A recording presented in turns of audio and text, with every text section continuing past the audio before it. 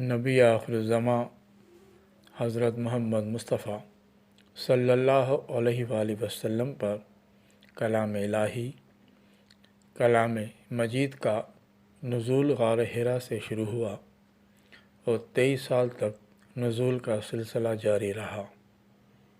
غار حرا میں پہلی سورت سورہ علق نازل ہوئی اور آخری سورت سورہ نصر نازل ہوئی۔ کلام مجید کی کتابی شکل میں پہلی سورت سورہ فاتحہ ہے اور آخری سورت سورہ ناس ہے۔ کلام مجید میں 30 سپارے ہیں، 14 سجدے ہیں، 540 رکوع ہیں، 6666 آیتیں ہیں۔ سب سے بڑی سورت سورہ بقرہ ہے جو مدنی سورت ہے، اس میں 286 آیتیں، 40 رکوع ہیں۔ سب سے چھوٹی سورت سورہ کوثر ہے۔ سورہ اخلاص میں صرف ایک مرتبہ زیر آیا ہے۔ قرآن پاک میں سب سے زیادہ حروف تہجی کا حروف الف آیا ہے۔ سورہ بقرہ اور سورہ نساء 3 سپاروں پر مشتمل ہیں۔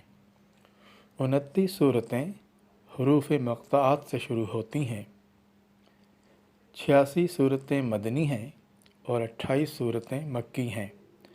کل 114 صورتیں ہیں۔ کلام مجید میں 7 منزلیں ہیں۔ پہلی منزل سورہ فاتحہ سے سورہ نساء تک، اس میں 4 صورتیں ہیں۔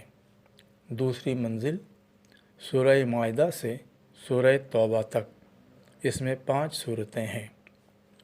تیسری منزل سورہ یونس سے سورہ نحل تک، اس میں 7 صورتیں ہیں۔ چوتھی منزل سورہ بنی اسرائیل سے سورہ فرقان تک، اس میں 9 صورتیں ہیں۔ پانچویں منزل سورہ الشعراء سے سورہ یاسین تک، اس میں 11 صورتیں ہیں۔ چھٹی منزل سورہ صافات سے سورہ الحجرات تک، اس میں 13 صورتیں ہیں۔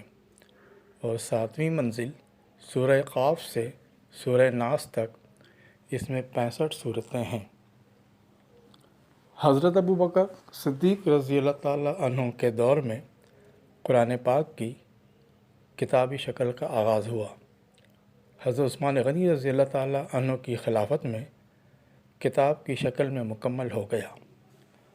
حضرت علی رضی اللہ تعالیٰ عنہ نے نقطے لگا کر قرآن پاک کے حروف کی پہچان اور تلفظ کی ادائیگی میں آسانی ہو گئی، اور حجاج بن یوسف نے اعراب لگا کر کلام مجید کو پوری دنیا کے انسانوں کے سمجھنے کے لیے آسان کر دیا اور قرأت قرآن پاک کو دلکش بنا دیا۔